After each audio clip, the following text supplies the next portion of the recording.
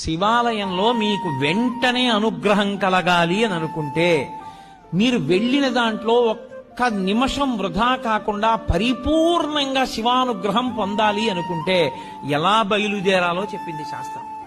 త్రిపుండ్రములను ధరించి బొట్టు పెట్టుకుని పంచ కట్టుకుని ఉత్తరీయాన్ని తీసి నడుముకి బిగించుకుని మీద ఉత్తరీయం వేసుకోకుండా శివాలయం బయటే చెప్పులు విడిచిపెట్టి కాళ్ళు కడుక్కుని కుడికాలు ముందు పెట్టి లోపలికి వెళ్ళి మొట్టమొదట రాజగోపురాన్ని చూసి తర్వాత శివాలయ గోపురాన్ని చూసి అప్పుడు మీరు శివాలయం దగ్గరికి వెళ్ళి నంది దగ్గర మాత్రమే మీరు ప్రదక్షిణాన్ని ప్రారంభం చేయవలసి ఉంటుంది.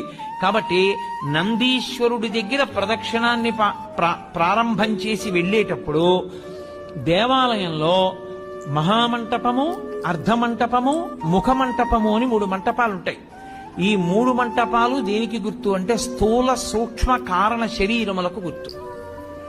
ఈ 3 శరీరములను నేను అధిగమించేటటువంటి అదృష్టం నాకు కలగాలని కోరుకోవడం ముఖమంటపాన్ని, మహామంటపాన్ని, అర్ధమంటపాన్ని, ముఖమంటపాన్ని దాటాలి.